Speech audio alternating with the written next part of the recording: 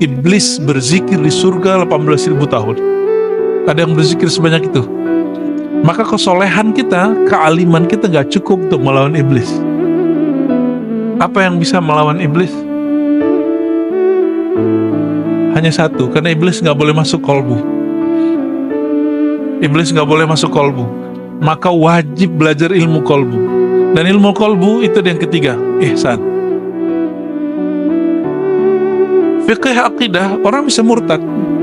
Fikih ibadah, fikih ini ujungnya ibadah. Masih ingat bersisa 500 tahun ibadah? Hadisnya sahih menyebutkan bersisa itu 500 tahun ibadah. Apa yang terjadi?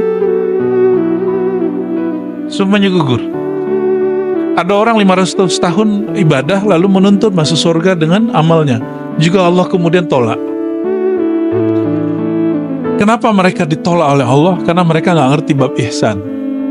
Masalahnya syaitan itu ada dua.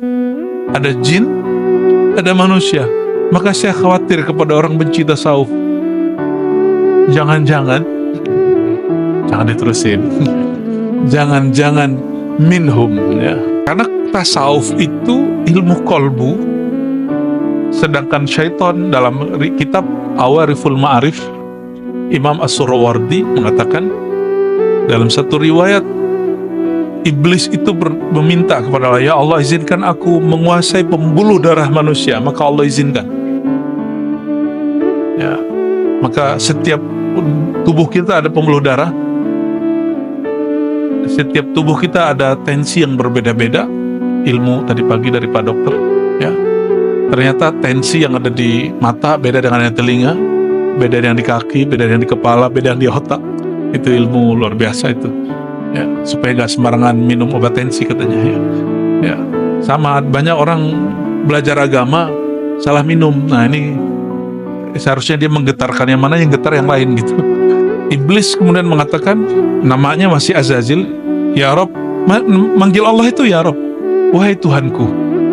Jadi si Azazil, sang iblis itu memanggil Allah itu masih dengan panggilan wahai Tuhanku. Izinkan aku untuk menguasai kolbu manusia. Disitulah Allah murka. Inilah asbabul wurud hadis qudsi. Tapi di Sahih Bukhari Muslim kalimat itu gak muncul. Yang muncul cuma ujung hadisnya, al-kibriya'u ridai, kesombongan itu adalah selendangku ya. Di riwayat lain, siapa yang mencoba untuk ingin mengambil selendangku berarti dia sedang melawanku. Maksudnya apa? Yang boleh menguasai kolbu itu hanya aku. Maka orang yang ingin menguasai kolbu, dia sedang menentang Allah Subhanahu wa ta'ala. Ini perhatikan, mursyid tidak menguasai kolbu dirinya, bahkan kolbu dirinya dia gak kuasai, apalagi kolbu murid. Dia hanya diberi pengetahuan tentang penyakit kolbu dan cara mengobatinya. Guru gak bisa nguasain kolbu. Ini perhatikan ya. Dokter bisa nguasain penyakit gak? Pak dokter.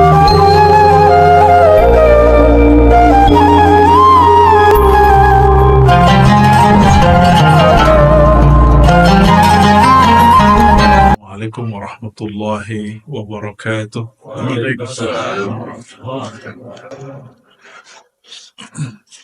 Alhamdulillahirabbil alamin. Wassalatu wassalamu ala sayyidil mursalin wa ala alihi wa ashabihi wa li baitihi wa dhurriyyatihi ajma'in wa ba'd.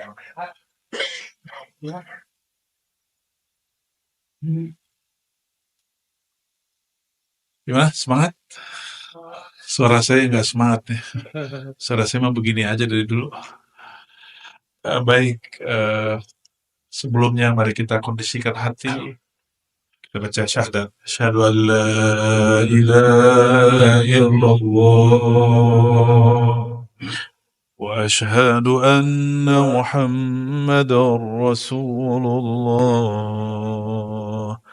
أشهد أن لا إله إلا الله. Ya, jamaatan bersama. أشهد أن لا إله إلا الله وأشهد أن محمدا رسول الله. أحد ذات الله أحمد روح الله محمد حبيب الله المهدي خليفة الله لروح النبي صلى الله عليه وسلم سنة ولي سيدي سليمان أبو داود سليمان صاحب كتاب سنن الفاتحة بسم الله صراط الذين أنعمت عليهم ولا الضالين آمين. Bantu diaktifin.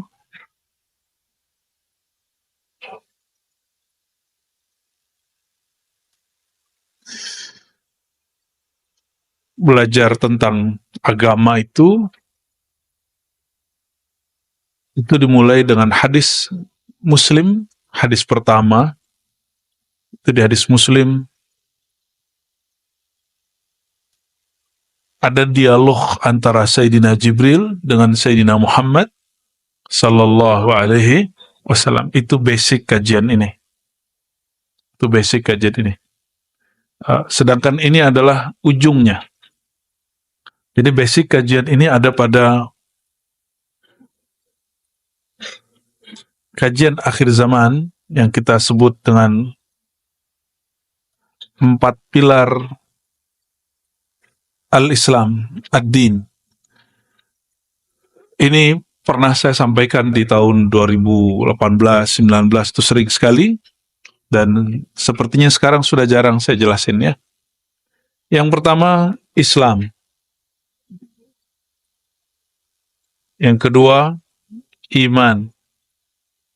Yang ketiga, ihsan. Tapi orang berhenti pada 3 ini. Islam, hukum zahir, hukum fikih, rukun sholat 13, 18. Apa hukum riba? Haram. Apa hukum bank? Diperdebatkan. Apa hukum sholat 5 waktu? Wajib. Apa hukum sholat duha? Sunan. Itu fikih. Orang berhenti di fikih. Fikih nanti mazhab. Mazhab fikih kita apa di sini? Ya, Indonesia, Malaysia, Singapura, Brunei, Patani, hampir sama. Itu memakai apa? Memakai mazhab Syafi'i. Dan itu urusan al-Islam. Tapi dalam al-Islam dibahas nggak tentang khusyuk? Dalam bab fikih. Dibahas nggak tentang saya nggak bisa khusyuk nih, gimana caranya? Nggak ada. Di dalam bab al-Islam dibahas nggak tentang makna la ilaha illallah? Nggak ada. Maka orang hanya berfikih, bermazhab Syafi'i tidak cukup. Agamanya belum sempurna. Ya. Yang kedua, fikih. Setelah fikih yaitu akidah. Ada 5 rukun iman, betul? Ini yang kemudian banyak perbedaan ya. Kalau di fikih tadi sunnah bid'ah antara salafi, wahabi dengan ahlu sunnah. Dan ini saya apresiasi kepada Kiai Abdurrahman, sahabat saya dan pembina pengurus di masjid ini, untuk berani nulis depan majang masjid ahlu sunnah. Ya, semoga Allah berkahi dan istiqomahkan, amin ya rabbal. Dan itu bukan anjuran saya ya, itu inisiatif ilham dari murid Gusmi ini ya. Salah satu yang buat saya senang kesini karena ketemu dengan murid dari wali nyentrik, wali Allah yang unik, yang kita sebut wali malamatiyah. Nah, beliau muridnya ini. Nah, cuma muridnya jadi kiai, gimana gurunya itu ya. Semoga Allah berkahi beliau dan guru-gurunya, amin ya rabbal alamin, dan semua pengurus pembina ya. Bab akidah nanti muncul aliran Mu'tazilah, aliran macam-macam, Syiah. Hari ini muncul Syiah di Indonesia. Sudah mulai ramai? Syiah di Indonesia? Sudah mulai ramai. Kita nggak benci Syiah, cuma kita beda dengan Syiah. Kita nggak benci Wahabi, tapi kita beda dengan Wahabi. Jadi beragama itu gagal kalau saya berbeda lalu saya benci. Sudah berapa lama belajar? Setiap kali belajar, ujungnya benci. Itu berarti Anda belum beragama. Karena Allah itu menyebut kata cinta sering sekali dalam Al-Quran. Innallaha yuhib. Innallaha yuhib. Yang diperangi itu cuma dua aja. Dalam Al-Quran yang dianggap, yang Allah benci. Orang-orang kafir, orang-orang munafik. Dan itu kemudian dengan nama yang berbagai macam. Ya. Masalahnya, orang munafik itu tidak tertulis namanya hari ini. Bisa jadi kita yang merasa paling benar ini munafik. Maka jika benar seseorang belajar agama, dia menuduh dirinya munafik, bukan menuduh orang munafik. Menuduh dirinya yang cabul, bukan orang yang cabul. Menuduh dirinya yang kotor, bukan orang yang kotor. Itu berarti beragamanya sudah mulai benar. Tapi kalau masih suka ngejudge, menunjuk orang, itu belum tuh. Itu syaitan. Tapi berjubah agama. Hati-hati ya. Karena syaitan itu zikir di surga 18.000 tahun. Di riwayat Imam Tabari, Tarikh Tabari disebutkan iblis berzikir di surga 18.000 tahun. Ada yang berzikir sebanyak itu. Maka kesolehan kita, kealiman kita gak cukup untuk melawan iblis. Apa yang bisa melawan iblis? Hanya satu, karena iblis gak boleh masuk kolbu. Iblis gak boleh masuk kolbu. Maka wajib belajar ilmu kolbu. Dan ilmu kolbu itu yang ketiga, ihsan. Fikih akidah, orang bisa murtad. Fikih ibadah, fikih ini ujungnya ibadah. Masih ingat bersisa 500 tahun ibadah? Hadisnya sahih menyebutkan bersisa itu 500 tahun ibadah. Apa yang terjadi? Semuanya gugur. Ada orang 500 tahun ibadah lalu menuntut masuk surga dengan amalnya. Juga Allah kemudian tolak. Kenapa mereka ditolak oleh Allah? Karena mereka nggak ngerti bab ihsan. Ihsan itu bab kolbu. Bab ruhaniyah.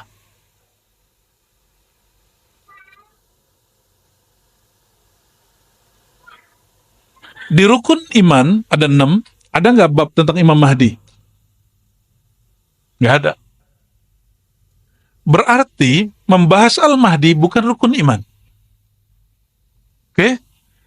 Jadi jika ada orang keliru mencari Imam Mahdi, keliru dalam bab rohani.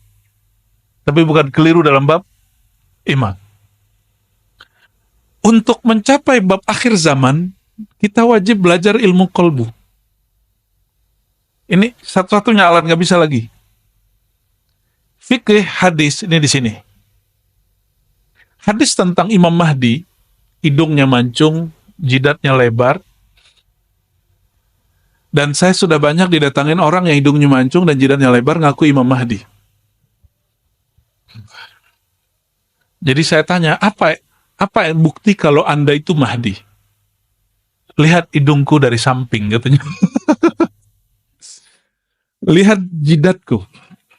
Akulah sang Mahdi yang kamu cari-cari itu, yang kamu tunggu-tunggu itu. Ya, saya mau ketawa, takut dosa.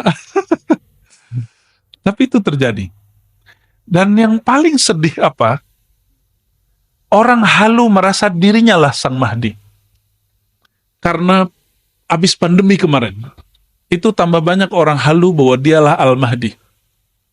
Emang Al-Mahdi mesti pandemi dulu baru ketahuan. Ya. Jadi kekeliruan dalam bab kemahdian itu kekeliruan spiritual, rohani. Dia tidak berimplikasi kepada iman dan Islam. Dia masih Muslim, dia masih mukmin, tapi rohaninya keliru. Ini tolong digarisbawahi ya. Tolong digarisbawahi. Jadi kalau nanti ada orang ngaku Imam Mahdi, dia masih mukmin. Dia masih seandainya dia benar, dialah sang walinya. Jika dia salah, dia pembohong, tapi dia tidak kafir, dia tidak murtad. Jika ada kelompok pengikut Imam Mahdi tertentu, Mahdi, ada kali ada Mahdi, jadi Jawa kan? Maka orang ini, dia hanya keliru secara rohani, tapi implikasinya, kalau umurnya panjang mungkin dia jadi pengikut Dajjal. Tapi semoga umurnya nggak panjang-panjang amat. Jadi kalau kita ketemu Al-Dajjal yang asli, dia sudah meninggal duluan, ya. Ini yang penting ya. Mohon maaf, Nabi SAW masuk Mekah, lahir di Mekah, yang diajarkan pertama, sholat 5 waktu atau la ilaha illallah. Nabi di Mekah, pertama kali ketika melihat orang konflik terus bilang, ente sombong, ente belagu. Atau Nabi kemudian mengajarkan silaturahim. Silaturahim tidak ada di fiqh, tidak ada di akidah, adanya dalam tasawuf. Itu ilmu ihsan. Jadi ilmu qalbu itu ilmu tasawuf. Karena ilmu tasawuf itu adalah aplikasi daripada perlawanan kepada syaitan, maka syaitan benci dengan ilmu tasawuf. Masalahnya syaitan itu ada dua. Ada jin, ada manusia. Maka saya khawatir kepada orang benci tasawuf. Jangan diterusin. Jangan minhum ya.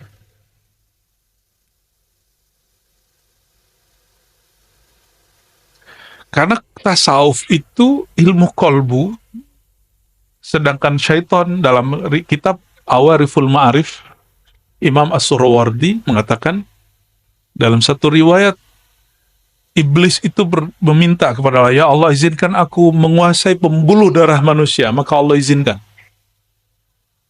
Ya, maka setiap tubuh kita ada pembuluh darah, setiap tubuh kita ada tensi yang berbeda-beda. Ilmu tadi pagi dari Pak Dokter, ya, ternyata tensi yang ada di mata beda dengan yang di telinga, beda dengan di kaki, beda dengan di kepala, beda dengan di otak. Itu ilmu luar biasa itu. Ya, supaya nggak sembarangan minum obat tensi katanya ya.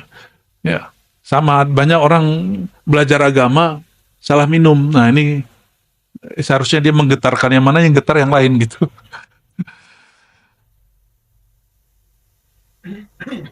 Iblis kemudian mengatakan, namanya masih Azazil, ya Rob, manggil Allah itu ya Rob, wahai Tuhanku. Jadi si Azazil, sang iblis itu memanggil Allah itu masih dengan panggilan wahai Tuhanku, izinkan aku untuk menguasai kolbu manusia. Disitulah Allah murka. Inilah asbabul wurud hadis qudsi. Tapi di Sahih Bukhari Muslim kalimat itu nggak muncul. Yang muncul cuma ujung hadisnya. Al-kibriya'u ridai. Kesombongan itu adalah selendangku. Ya. Di riwayat lain, siapa yang mencoba untuk ingin mengambil selendangku berarti dia sedang melawanku. Maksudnya apa? Yang boleh menguasai kolbu itu hanya aku. Maka orang yang ingin menguasai kolbu, dia sedang menentang Allah Subhanahu wa Ta'ala. Ini perhatikan, mursyid tidak menguasai kolbu dirinya, bahkan kolbu dirinya dia nggak kuasai, apalagi kolbu murid. Dia hanya diberi pengetahuan tentang penyakit kolbu dan cara mengobatinya. Guru nggak bisa nguasain kolbu, ini perhatikan ya. Dokter bisa nguasain penyakit nggak? Pak dokter berdua? Gimana Pak dokter? Bisa menguasai penyakit? Betapa banyak dokter sakit. Kalau dokter sakit, kita gimana cara ngobatinnya? Maksudnya apa? Para mursyid ini kadang-kadang murid terlalu mendewakan guru. Akhirnya dia mengira guru itu menguasai kolbu. Tidak. Guru hanya menguasai ilmu kolbu. Ilmu mengobati kolbu. Paham di situ ya? Jadi guru tidak pernah menguasai kolbu manusia. Karena yang boleh menguasai kolbu hanyalah Allah. Dan kalau ada seorang mursyid ngaku menguasai kolbu manusia, fahuwa syaitanun bijubbati syekh. Bijubbati syekh al-mursyid. Kalau ada seseorang mengaku dapat menguasai kolbu manusia, maka dia syaitan, iblis, ya, yang berjubah syekh. Nauzubillah min. Nggak ada yang sanggup. Nggak ada yang sanggup. Hatta Nabi Muhammad SAW tidak menguasai kolbunya. Beliau mengatakan, hadza fima amlik wa la tahkumni fima la amlik. Ya Allah, jangan hukumi aku terhadap hal yang aku tidak kuasai. Ya. Ini perhatikan, maka wajib belajar ilmu tasawuf. Ini kaedah-kaedahnya seperti itu. Dalam hadis qudsi disebutkan, qulubu bani Adam biyadir Rahman, baina isba'in min asabi'ir Rahman. Kolbu manusia di antara jemari-jemari Tuhan yang maha pengasih. Jangan bayangkan Allah itu benda, karena Allah bukan benda, maka disebut jemari, itu bukan berarti jemari ini. Tapi Allah menyebutnya jemari-jemari sang maha pengasih. Berarti kolbu itu hanya dapat disentuh, digerakkan oleh rahmah, kasih sayang. Ya, semoga daurah itu berarti pelatihan, training, pengajian, ya. Semoga Allah berkahi dengan rahmat Allah SWT. Semoga dari awal sampai akhir kita berdaurah dengan hati, ya, dan Allah memandang hati kita dengan rahmatnya dan mengucurkan rahmat dari awal kita mulai sampai selesai, bahkan sampai kita wafat nanti. Amin ya rabbal alamin, ya. Kami dari Ribat, saya tidak sendiri. Alhamdulillah ada muallim-muallim, ya, ada guru-guru, ada tim khidmat yang luar biasa. Jadi benarlah kata Nabi SAW, alaikum bil jamaah, hendaklah kalian berjamaah. Jadi nggak ada superman, superhero, nggak ada. Yang ada cuma jamaah hero, ya, jamaah man atau jamaah woman. Jadi hanya super itu dalam berjamaah, tidak ada orang super dalam, ya, nggak mungkin, itu mustahil. Ya, barakallahu lakum jami'an, ya. Itu juga ilmu kolbu, ya. Bagian dari ilmu kolbu. Oke, yang keempat, ini yang muqaddimah masuk ke Imam Mahdi. Pertanyaan Sayyidina Jibril kepada Sayyidina Muhammad SAW apa? Apa pertanyaannya setelah Islam, iman, ihsan? Ya Rasulullah, apa itu Islam? Dijawab rukun Islam. Ya Rasulullah, apa itu iman? Dijawab rukun iman. Ya Rasulullah, apa itu ihsan? Dijawab dengan ilmu tasawuf. Dan yang keempat, ini yang paling penting. Ya Rasulullah, mata sa'ah. Kapan the time? Kapan si waktu itu terjadi? Sang waktu itu Allah, bahasa Arabnya ad-dahru. Nyampe di bahasa Sunda sama Jawa, dahar jadi makan. Waktu makan. Cocok logi yang cocok.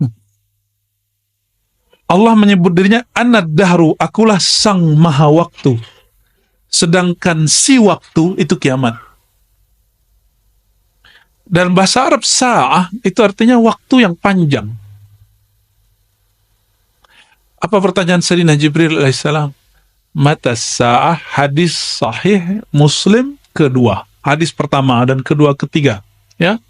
Bab pertama di Kitabul Iman, hadisnya itu. Kapan terjadi kiamat, wahai Rasulullah? Apa jawaban Nabi Muhammad SAW? Nah, ini perhatikan. Mal mas'ul anha bi'a'lam minas sa'il. Ini jadi kaidah kita.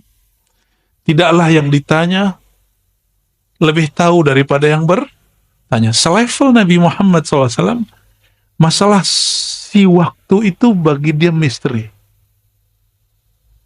Apalagi bagi kita. Maka kalau ada orang mengukur umat, mengukur kiamat kapan, dia sudah melewati Sayyidina Muhammad SAW, sudah melewati Sayyidina Jibril. Ini sudah dua kaidah. Tadi kaidah qalbu, sekarang kaidah yang ketiga. Kedua, apa itu? Tauqit akhir zaman, tauqitus sa'ah, laysa min manhaj an-nabawiyah. Menentukan kapan kiamat bukanlah bagian dari ajaran kenabian. Tapi perkiraan tentang Dajjal, Mahdi, itu masih oke. Yang nggak boleh itu apa? Kapan si waktu bernama kiamat terjadi, itu nggak boleh.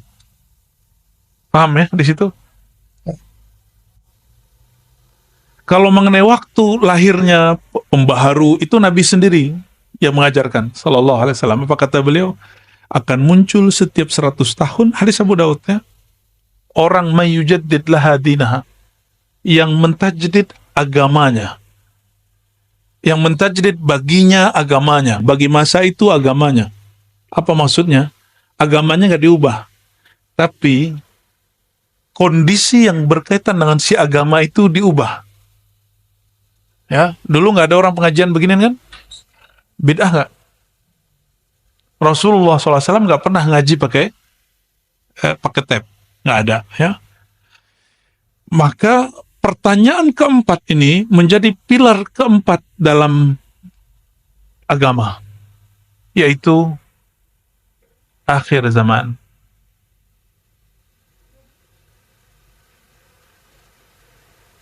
Jadi kalau orang tanya, ketika Nabi SAW ya melihat para sahabat bingung, tiba-tiba Sayyidina Jibril itu pergi setelah bertanya tentang tanda-tandanya. Jadi Jibril mengatakan, oke, kalau engkau tidak bisa jawab, ceritakan kepadaku tentang tanda-tandanya. Maka yang dibolehkan adalah ilmu tanda. Nih perhatikan, ini kaidah berikut. Ma'rifat akhir zaman, ma'rifatul alamat. Ma'rifat akhir zaman itu mengerti tentang tanda-tanda. Ini kaidah penting. Sudah berapa kaidah dari tadi? Sudah 3. Pertama, kolbu, bahwa yang menguasai kolbu hanya Allah. Yang kedua,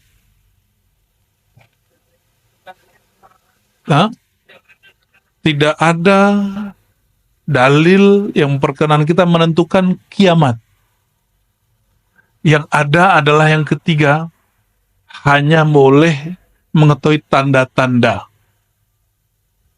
Paham di situ ya? Dan tanda-tanda ini, coba Islam, fisik, iman, akal, ihsan, kolbu, ruh. Maka tanda ini diberikan kemana? Ke fisik, ke akal, atau ke kolbu atau rohani? Ke dalam kolbu rohani. Ya. Nah, ini yang kita sebut dulu ya, saya hanya menyebutnya trilogi. Selamat datang Buya Kasril ya, Al-Khalidi. Alhamdulillah kita diberkahi mursyid suluk saya, Naqsybandiyah Khalidiyah, hadir ya. Dan rombongan dari Payakumbuh ini luar biasa. Ya.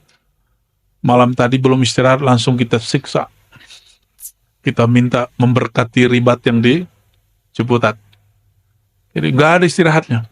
Malam-malam jam 2 baru istirahat. Semoga Allah berkahi beliau, amin ya rabbal alamin ya. Jadi Islam, iman, ihsan, akhir zaman. Dahulu saya hanya 3, tapi ternyata ilmu itu berkembang. Allah kemudian buka, hadisnya menyebutkan 4 toh. Ya, bahkan 5 pertanyaan akhir zaman itu pertanyaannya beranak.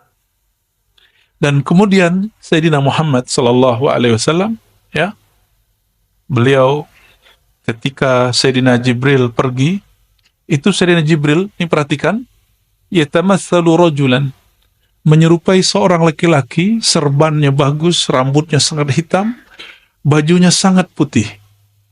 Itu simbol dari orang yang paling keren di zaman itu. Tidak ada bekas orang lagi perjalanan jauh. Sayyidina Umar curiga, merhatiin. Sayyidina Umar itu sahabat yang diizinkan kolbunya dialog dengan Allah langsung. Maka dia disebut dengan gelar muhaddatsin, orang yang dapat ilham. Orang yang dapat ilham. Sayyidina Umar ketika melihat orang itu, falabistu maliyah, aku terdiam sejenak keheranan. Lalu Sayyidina Muhammad SAW bertanya, atadri ya, manisa'il ya Umar. Hai Umar, kamu tahu siapa yang nanya? Sayyidina Umar mengatakan, la ya Rasulullah, engkau yang lebih tahu, Allah yang lebih tahu. Tapi dia curiga. Ya. Apa kata Sayyidina Muhammad SAW? Dzaka Jibril ja'akum liyu'allimakum dinakum. Itu Sayyidina Jibril datang kepada kamu mengajarkan ad-din, agama kamu. Maka 4 ini adalah pilar agama. Jadi kalau orang bertanya, saya belajar agama, apa saja yang saya sudah pelajari? Pertama, al-Islam, fiqih. Yang kedua, bab iman, akidah. Yang ketiga, ilmu hati, tasawuf. Jadi bertasawuf wajib bukan? Yang masih mengatakan bid'ah, kurang piknik. Itu hadis nomor pertama di Kitabul Iman. Bab pertama dalam bab al-iman Sahih Muslim. Emang dia nggak baca Sahih Muslim? Ya. Oh, ada orang tasawuf nggak sholat, itu bukan tasawuf bro, itu kebatinan. Ya. Ada orang kemudian kalau bertasawuf dia kemudian suka khurafat. Lah itu ahli khurafat bukan tasawuf, itu nggak tahu tasawuf. Ya. Seumur-umur saya ketemu Abu Ya Kasril itu nggak pernah ngomong khurafat. Ya, beliau bicara apa yang beliau rasakan. Bukan bicara apa yang di khuraf. Khuraf itu dongeng. Dongeng yang dibuat-buat. Terus akhir zaman, perhatikan. Akhir zaman itu karena memahami tanda-tanda, maka di Quran ada kalimat kul siru fil ard. Katakanlah hai Muhammad, berjalanlah, bergeraklah di muka bumi. Bergeraklah di muka bumi. Maka sirah atau harakah, kita sebut pergerakan, itu adalah pelengkap daripada akhir zaman. Nah, pelengkap akhir zaman ini yang bernama pergerakan, itu ada 3 jenis. Satu, pergerakan akliyah, dia bergerak dengan akalnya, rasionya, maka main pintar-pintaran. Bagi mereka kemajuan akhir zaman itu berdasarkan penemuan intelektual. Kelompok yang kedua, lawan dari akal, orang-orang yang nggak masuk akal, orang-orang yang kita sebut halu dan kebatinan. Mereka suka cocok logi, suka memaksakan makna, bahkan memalingkan makna hadis itu sesuai nafsunya. Kelompok yang hari ini disebut halu. Kelompok yang disebut halu. Dan ada yang ketiga, ini yang paling penting. Ahlul ruh, ahlul qulub. Ahli kolbu, ahli rohani. Ya, hanya mereka yang bisa memahami tentang akhir. Masalahnya mereka itu sedikit. Semoga kita termasuk yang sedikit itu. Amin rabbal alamin. Ya. Jadi semua ini, 4 ini disebut ad-din. Apa yang disebut ad-din? Agama. Maka ketika disebut inna ad-dina indallahil Islam, agama di sisi Allah itu al-Islam. Inilah maksudnya. Jadi al-Islam sebagai agama, ada al-Islam sebagai ilmu. Ini pengantar tentang Al-Mahdi. Jadi ilmu tentang Al-Mahdi ada nggak di fikih? Jadi kalau ada fikih bilang nggak usah bahas-bahas begituan, wajar, dia nggak ada di kitab dia. Ya, ada nggak di bab iman? Ada yang bahas, ada yang tidak. Kebanyakan tidak bahas. Kebanyakan ahli akidah tidak membahas bab Mahdi. Maka wajar, nanti mohon maaf, orang mengaku ahlus sunnah, aswaja, berakidah Asy'ariyah, Maturidiyah, mazhab Syafi'i atau sejenisnya, dia kemudian menentang pembahasan tentang Al-Mahdi. Udahlah masih lama gitu. Orang begini kena penyakit namanya tulul amal. Apa arti tulul amal? Panjang angan. Dia kira masih dekat, masih jauh. Padahal Sayyidina Muhammad SAW mengatakan, ana wasa'aka hatain. 1445 lalu ditambah 13 tahun di Mekah, 10 tahun di Madinah. Nah, kurang tambahinlah itu. Jadi berapa tuh? Itu Sayyidina Muhammad SAW mengatakan, aku dan kiamat seperti 2 jari. Dekat apa jauh? Dekat sekali. Berarti kita sudah di ujung. Kita sudah di ujung. Maka hari ini, kalau masih orang mengatakan, udah gak usah bahas Al-Mahdi. Gak usah bahas. Berarti dia panjang angan-angan. Dia kira hidup nih masih panjang. Ini 2 aja, mati duluan atau ketemu. Gitu aja. Kenapa? Saya ngeceknya dari kejadian pandemi. Pandemi itu baru kali itu yang sedahsyat itu sedunia. Yang kena di Indonesia pertama Depok, yang di lockdown itu di Solo, di Payakumbuh. Orang belum masuk situ udah di lockdown. Dan lucu tulisannya LOKDON, lockdown.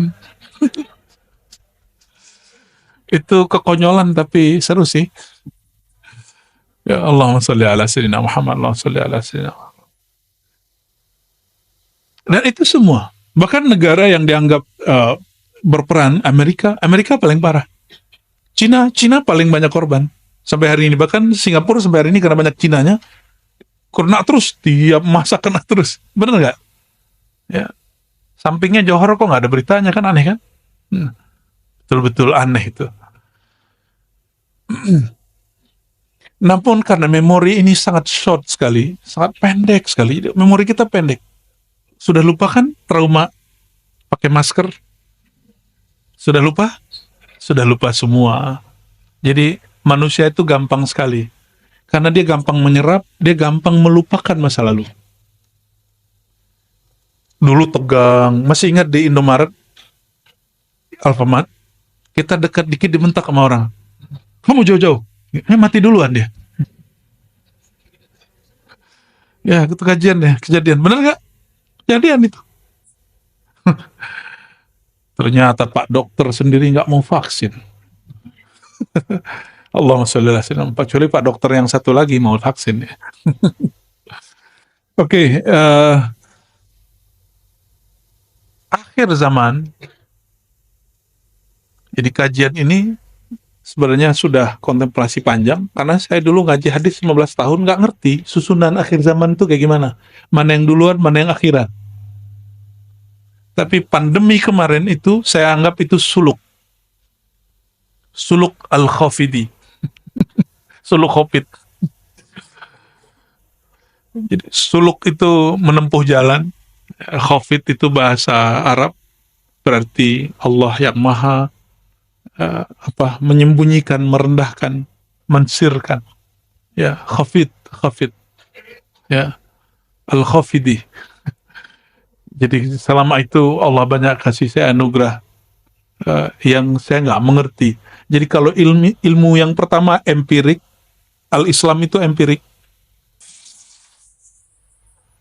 Apa arti empirik? Coba lihat saya. Oke, sudah kelihatan? Pakai mata apa pakai hati?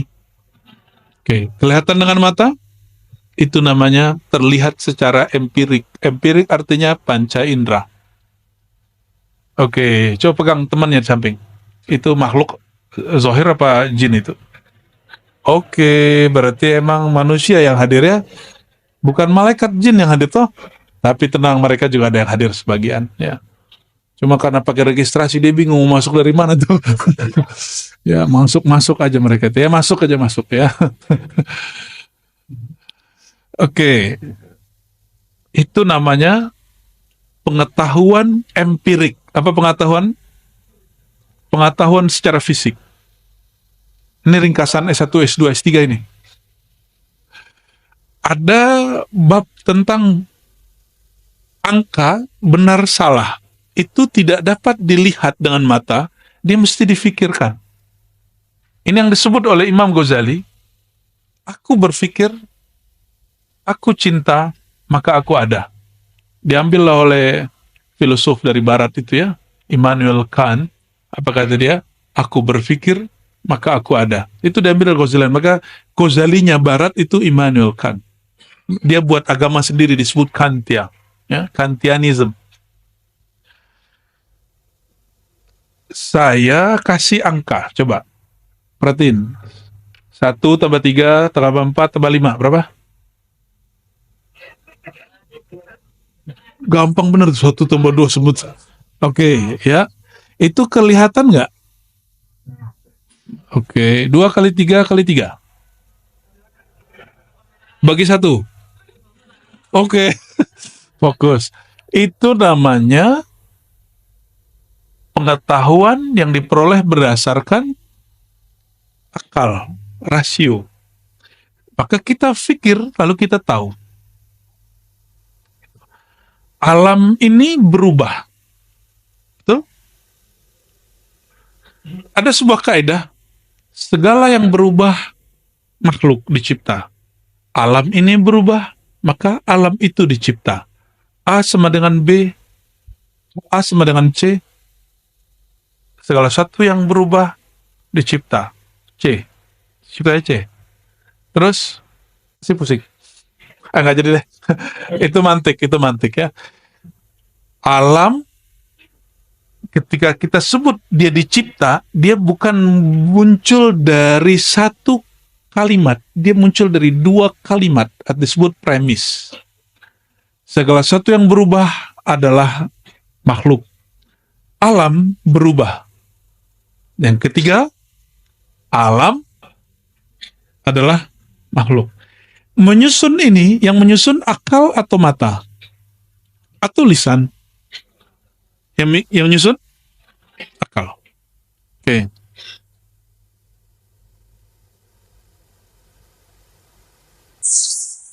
Gimana dengan hukum riba? Riba itu ditentukan buruknya oleh akal atau oleh syariat?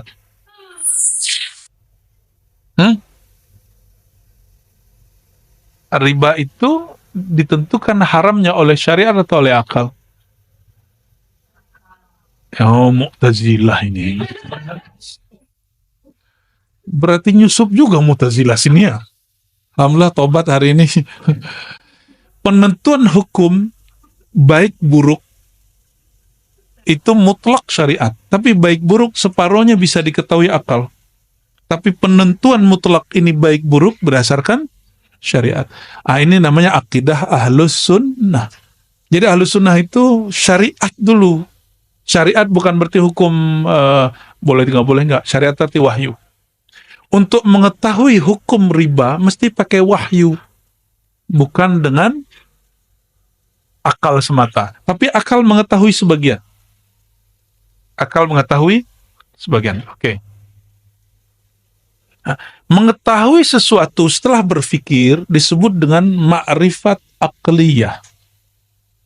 Atau bahasa kitanya pengetahuan rasional. Pengetahuan berdasarkan akal, rasio. Tidak semua yang masuk akal itu cara menjelaskannya sesuai dengan akal. Ya, banyak hal yang masuk akal, tapi penjelasannya nggak masuk akal. Penjelasannya kadang halu, kadang keliru, itu sering terjadi. Nauzubillah min dzalik. Oke, kita tinggalkan akal. Dalam ilmu akal, apakah ada pembahasan tentang Imam Mahdi? Maka orang-orang cerdas, intelek, filosof tidak akan sanggup bicara Mahdi. Paling dia, ente terpengaruh agama-agama kuno. Yang nggak ada tuh Mahdi-Mahdian, nggak ada. Jadi kalau orang intelektual, pasti dia menolak kajian tentang Al-Mahdi. Ini kita buka-bukaan. Ya, kita bukaan. Menentukan tadi hukum riba pakai apa? Wahyu. Sahibul wahyu, memegang wahyu siapa? Nabi Muhammad SAW. Bab kemahdian yang mengabarkan siapa? Yang mengabarkan kemahdian siapa? Sang pemegang wahyu, Nabi Muhammad SAW.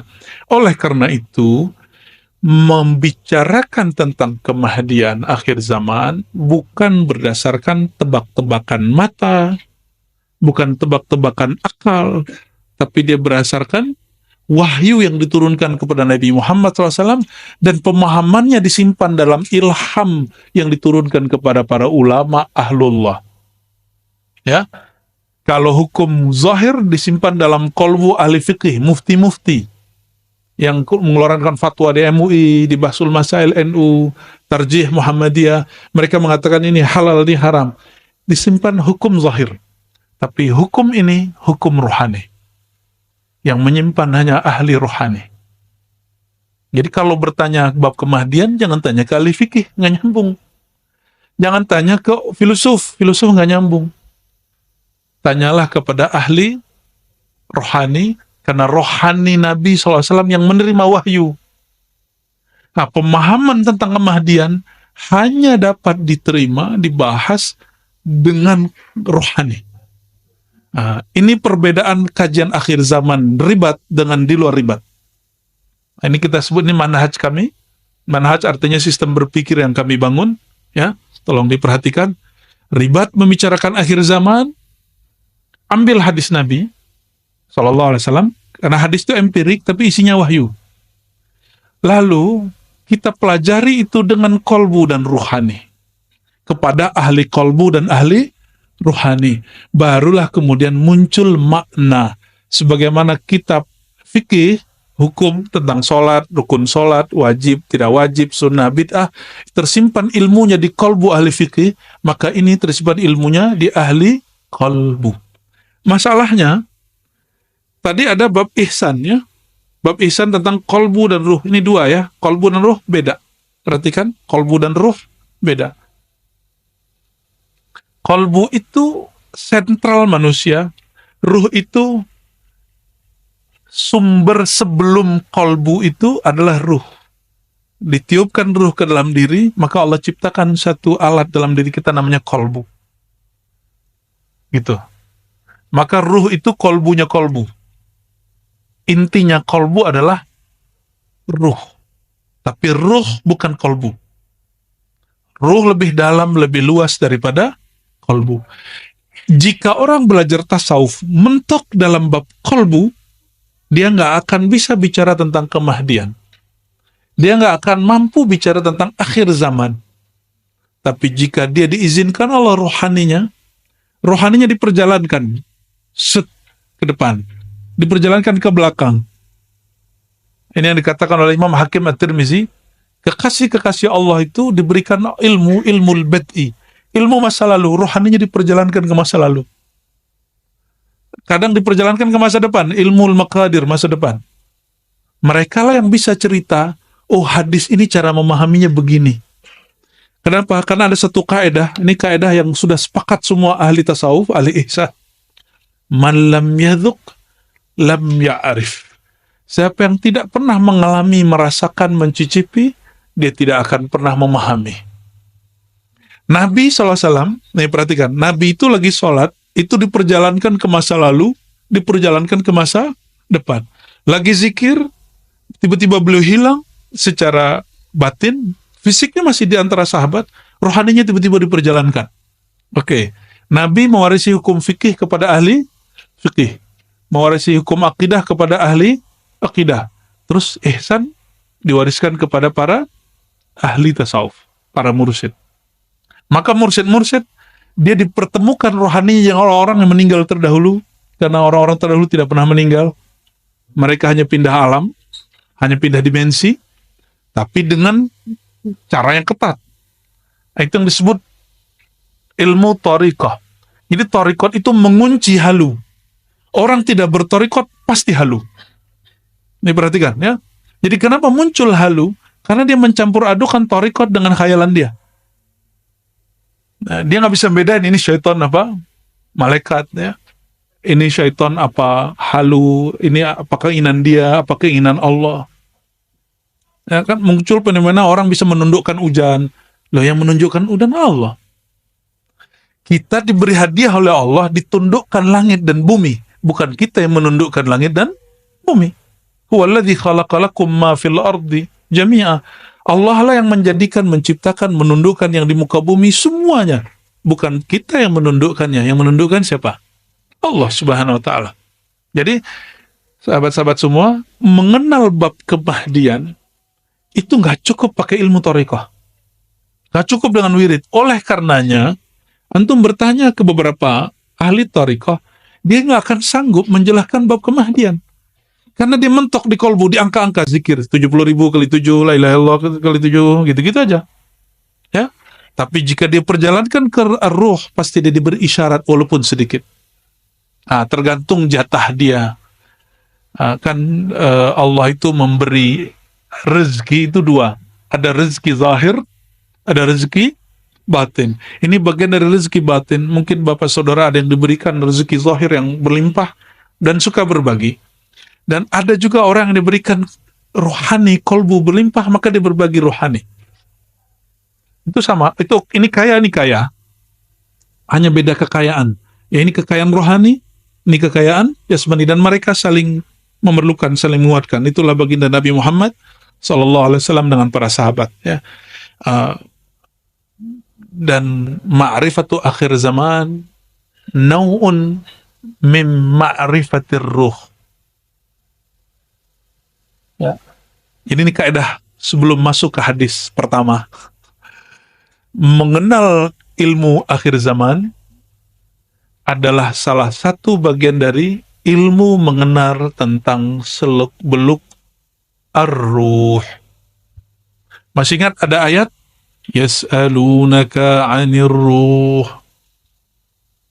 Ya, mereka bertanya kepada engkau tentang ar-ruh. Katakanlah ruh itu amri rabbi. Ada namanya amri? Amri rabbi. Amri, urusan Rabb Allah. Boleh juga disebut amrullah. Perhatikan ada hadis Bukhari. La tazalu ta'ifatun min ummati. Senantiasalah ada sekelompok kecil dari umatku, gak banyak.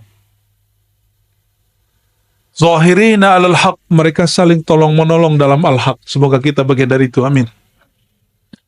Hatta ya'tiya amrullah, sampai datang amrullah. Amrullah bagi ahli fikih, ahli hadis, ahli akidah, itu kiamat. Tapi indi amrullah wal mahdi. Ya, amrullah itu siapa? Al-Mahdi.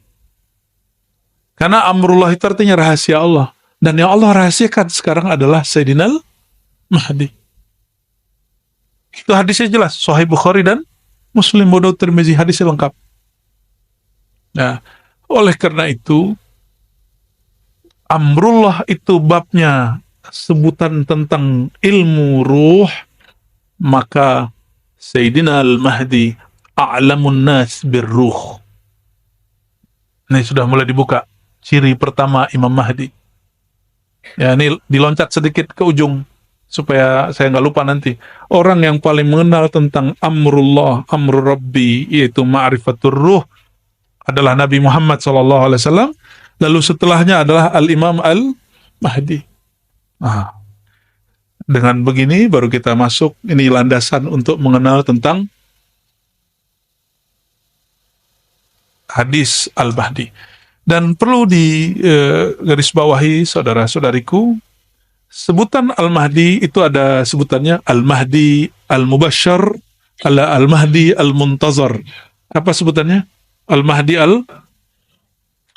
menyebut Al-Mahdi Al-Muntazar itu disebut oleh ulama Ahlu Sunnah dan juga disebut oleh ulama Syiah.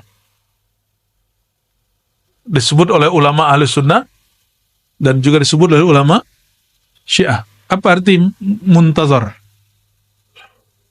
Mahdi muntazar, apa artinya? Imam Mahdi yang ditunggu-tunggu. Dan dua-duanya ada dalam literatur Ahlus Sunnah, ada dalam kelompok Syiah. Maksud saya sederhana, jadi ada yang nggak faham, lalu mengatakan menyebut Al-Muntazar berarti ente Syiah. Jadi ada yang berhenti kajian akhir zaman, itu cuma karena si Ustadz menyebut kata Al-Mahdi Al-Muntazar. Ini coba cek.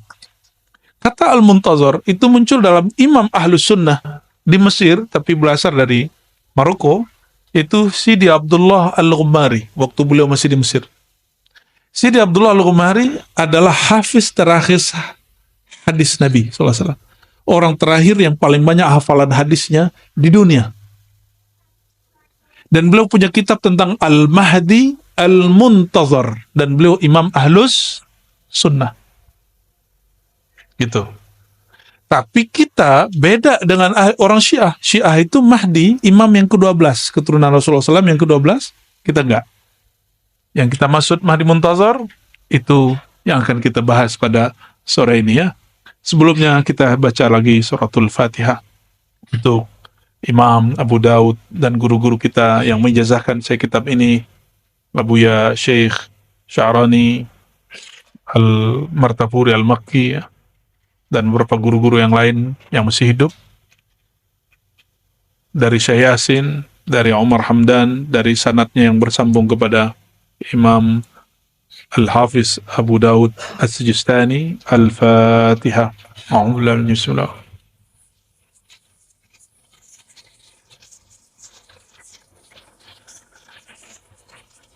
ولروه سيدنا المهدي خليفة الله وسيدنا الخضر عليه السلام. الفاتحة.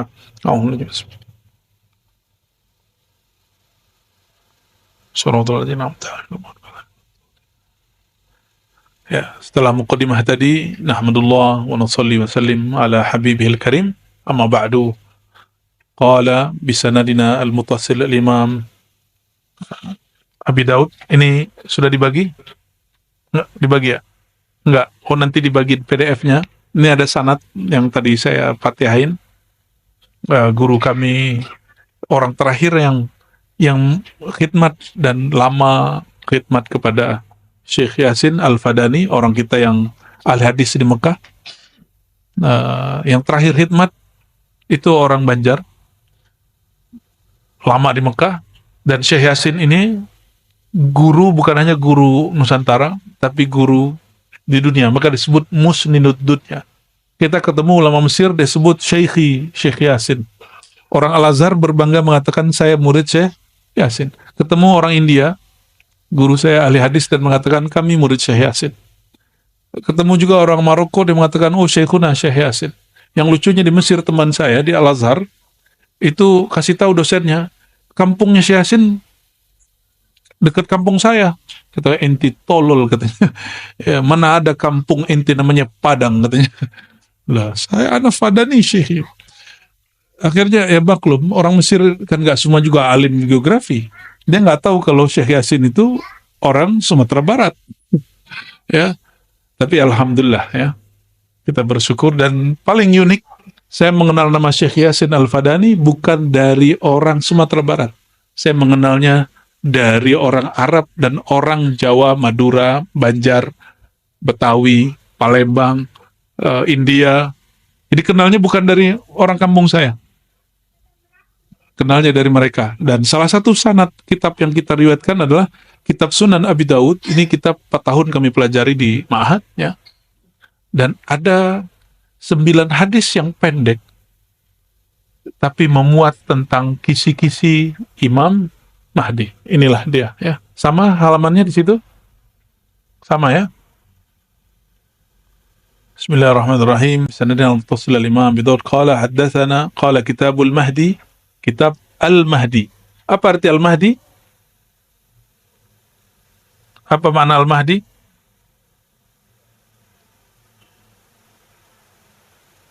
Al-Mahdi.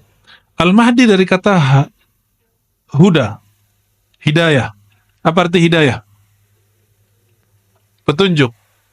Petunjuk turun di hati apa di kepala? Apa digelar?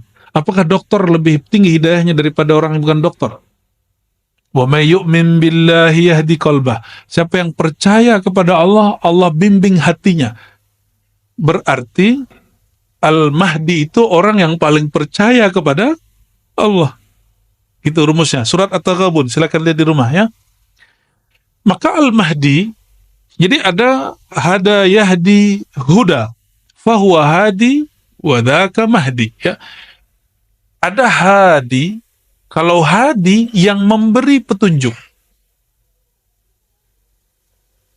Kalau mahdi yang diberi petunjuk.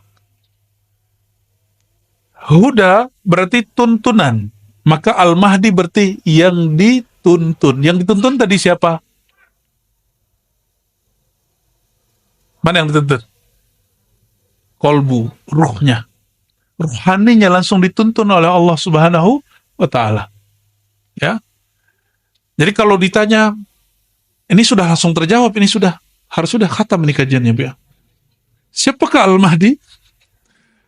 Orang yang paling beriman kepada Allah dan orang yang paling tertuntun kolbunya. Masalahnya yang tertuntun kolbunya, ruhnya, ruh tampak atau tidak? Ini masalahnya. Karena ar-ruh itu tidak tampak, maka dia bisa berkamuflase.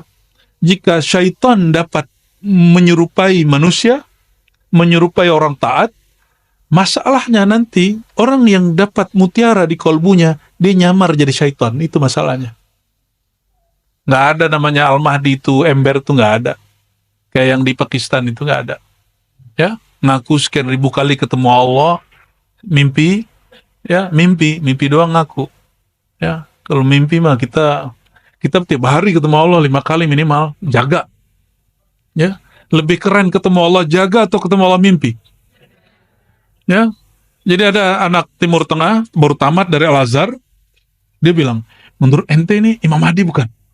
Karena menurut ane dia Imam Mahdi. Loh, alasannya apa? Dia ketemu Allah udah sekian ribu kali, ketemu Rasulullah sekian ribu kali, mimpi. Saya candain, saya nggak pakai pengalaman batin, ini pakai akal aja. Jadi debat sama begitu nggak usah pakai saya melihat dalam hati, nggak perlu. Cukup mengatakan begini, bro, ente kalau ada orang ketemu Allah dalam keadaan jaga, dan itu setiap hari, mana yang lebih tinggi makamnya daripada orang yang kamu sebut di Pakistan itu Al-Mahdi karena dia ribuan kali mimpi ketemu Allah. Yang pertama dong. Saya canda, bro, samping ente. Samping yang mana nih? Saya bilang gitu. Loh, ente maksudnya gimana? Kamu orang Indonesia, nggak mungkin kamu punya begitu. Saya kasih kemudian satu ayat. واستعينوا بالصبر والصلاة وإنها لكبيرة إلا على الخاشعين الذين يظنون أنهم ملاقو ربهم وأنهم إليه راجعون. Surah Al-Baqarah. Ya, ayat berapa tuh? 45 ya? 45 ya? Orang-orang yang khusyuk itu, orang-orang yang yazunnuna annahum mulaqu rabbihim, orang yang yakin dia bertemu Allah. Ya, yazunnuna, mereka yakin, merasakan, mempersepsikan, annahum, bahwasannya mereka mulaqu, liqa, jumpa, rabbihim, Tuhannya. Siapa nama Tuhan mereka? Allah. Jadi orang yang disebut khusyuk, siapa yang disebut khusyuk? Kita kalau sholat merasa jumpa dengan Allah, nggak mesti mimpi. Minimal, jadi saya bilang, aneh, minimal 5 kali, 5 time setiap hari. Jumpa dengan yang dimimpin sama Imam ente yang di Pakistan itu. Tapi, akullak lastu bil Mahdi. Saya bukan Imam Mahdi. Jika yang ketemu jaga gak Mahdi, masa yang ketemu mimpi Mahdi? Logika-logika akliyah sederhana, itu bisa mematahkan orang. Dan itu perlu... agak nakal dikit sih. Jangan, harus agak berani dikit. Agak nyeleneh-nyeleneh dikit kalau begituan. Ya, jahil dikit. Jadi nggak boleh kemudian nggak enak gitu, nggak bisa. Nah, itu tips kalau lagi bercanda, tapi candanya bisa merubah orang. Apa kata dia? Tolong selamatkan saudara-saudara saya yang sudah keliru mengatakan yang di Pakistan itu Imam Mahdi. Dia langsung salaman sama saya. Itu salaman pencobaitan baiat sekaligus. Ya, itu serius gak serius tuh ya. Jadi siapa Al-Mahdi? Orang yang dituntun ruhaninya, kolbunya oleh Allah Subhanahu wa ta'ala.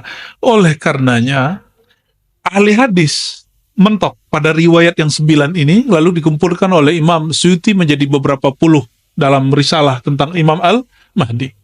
Makanya di daurah hadis ini, yang kajian hadis benar-benar cuma yang ini. Selebihnya adalah pelengkap kajian syarah Mahdi. Karena mensyarah Al-Mahdi itu mirip dengan cara memahami Sayyidina Musa mesti melalui Nabi Khidir. Oleh karena itu nanti ada satu bagian khusus di sini tentang Sayyidi Al-Khadir, mengetahui tentang hakikat Nabi Khidir ya, di modul yang keberapa ini ya. Di sini ada tentang Nabi Khidir ya. Jadi ini bukan kita lagi ngapa-ngapain, tapi kadang hadis nggak usah banyak-banyak, tapi instrumen penjelasnya harus banyak. Dan aqul lakum ya, saya sampaikan, untuk memahami sir Al-Mahdi mesti belajar ilmunya Nabi Khidir. Ilmu yang Nabi Khidir dulu sharing kepada Sayyidina Musa ya. Nanti saya jelaskan ya, sampai di mana nanti. Tentang Nabi Allah Khidir nanti yang akan membahas pakar-pakarnya nanti insya Allah ya. Jadi ribat itu gurunya juga berjamaah. Kita tidak sedang membangun satu sosok karena saya bukan Imam Mahdi. Jadi kami mencoba untuk menciptakan suasana berjamaah karena Nabi Muhammad SAW mengatakan alaikum bil jamaah. Kalian wajib berjamaah. Maka guru pun gak boleh sendiri. Alhamdulillah ada beberapa buya ya. Nanti silakan nikmati dari mereka dan jangan beda-bedakan. Jangan beda-bedakan. Jadi nanti kalau yang di depan duduk itu Buya Aldomi, maka anggap itu Buya Aldomi bukan Ar-Razi. Ya. Maka terima utuh apa yang Allah berikan dari kolbunya, jangan kemudian bandingkan dengan saya atau dengan Buya Asfi atau dengan Buya Yunal. Nanti jangan jadi juri pulang. Atau pas nanti, sepertinya kalau Buya Razi itu begini, Anda nanti gagal. Nanti nggak bisa menikmati hidangan-hidangan rohani yang lebih banyak. Torikot itu banyak, di ribat itu, Bapak Ibu, kita mengedepankan satu manhaj, namanya manhaj al-Muhammadi. Manhaj al-Muhammadi itu boleh juga disebut Torikoh al-Muhammadi. Torikoh al-Muhammadi itu bukan torikot saingan Naqsyabandi, saingan Syazili, enggak. Al-Muhammadi itu sistem untuk memahami semua torikoh. Ya, maka di ribat kami tidak fanatisme torikoh. Ya, torikoh apa aja bisa diketemuin di ribat. Maka kita sebut manhaj kita, torikoh kita Al-Muhammadi, meskipun kami suluknya Naqsyabandi. Wirid pagi sorenya Syazili. Jadi nanti sore di ujung pengajian ada zikir pagi sore, mohon dipimpin Buya Asfi ya. Zikir yang diajarkan baginda Nabi Muhammad SAW untuk mengisi pagi sore, dan itu sama dengan bercocok tanam di surga. Jadi subhanallah bihamdi ismul azim gharsun fil jannah. Orang yang baca subhanallah, dia sama dengan menanam di surga, membangun di surga. Maka nanti jangan keluar. Selesai dulu zikir baru keluar. Oke? Insya Allah. Kita masuk ke hadis yang pertama. Hadis yang pertama ini hadis yang nomor 4279 di kitab Iman Abu Daud. Beliau meriwayatkan dari Amr bin Utsman. Amr bin Utsman ini bukan orang Ciputat, bukan orang Cinere, bukan Jakarta. Ya, dia orang Homs, ya. Jadi Imam Abu Daud pindah kota, dan dulu belum ada kereta, belum ada pesawat. Dia pindah kota untuk mengambil hadis ini. Dari Imam Marwan, Imam Ismail, ini kebanyakan orang Kufah, dari ayahnya Abu Khalid. Ini disebut dengan sanad. Apa sebutan ini? Ini sanad siapa? Silsilah siapa? Imam Abu. Sedangkan dari saya ke beliau sepanjang ini. Dari Imam Abu Daud ke Nabi 1, 2, 3, 4, 5, 6. Jadi jarak beliau dengan Nabi 6 orang. Jarak saya dengan Imam Abu Daud di atas 20 orang. Jadi ini yang disebut sanad. Jadi ini yang dikatakan Imam Ibnu Mubarak, al-isnad minad-din, bersanad, berguru, bersilsilah bagian dari agama. Jadi kita nggak ngaku. Hari ini banyak orang buka kajian kitab Sunan Abu Daud, Sahih Bukhari, tapi dia nggak punya sanad. Kita nggak tahu dia gurunya siapa, pemahaman dia ambil dari siapa, apakah dari kolbu pewaris Nabi, apa kolbu pewaris Musailamah al-Kadzdzab. Ya, kita nggak tahu. Semuanya punya pewaris, itu. Maka wajib memperhatikan guru kita siapa, apakah silsilah ilmunya bersambung kepada Nabi Muhammad SAW. Ini bukan untuk menghibur, tapi ini menghiburan. Ya, apa kata guru kami? Kafa lil mar'i ayyakuna ismuhu tahta ismin Nabi. Cukup lagi seorang murid, nama dia ditulis di bawah nama Nabi. Ya, jadi nanti ada nama Nabi, terus di bawah nama guru ada nama dia. Itu yang disebut silsilah, ya. Nanti coba lihat di situs Ribat Nauraniyah, kita ada di situ menampilkan bukan gagah-gagahan, tapi sekedar orang karena banyak bertanya, jadi kami tampilkan bagan silsilah tarekat. Dan cara nulis bagan, nama Rasulullah paling tinggi sallallahu alaihi wasallam, lalu nama kita paling bawah. Jangan dibalik.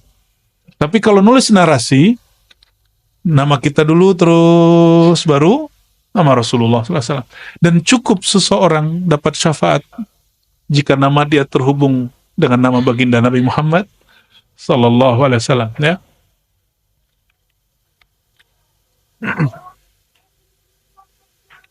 Oke. Qala sami'tu Rasulullah Sallallahu Alaihi Wasallam.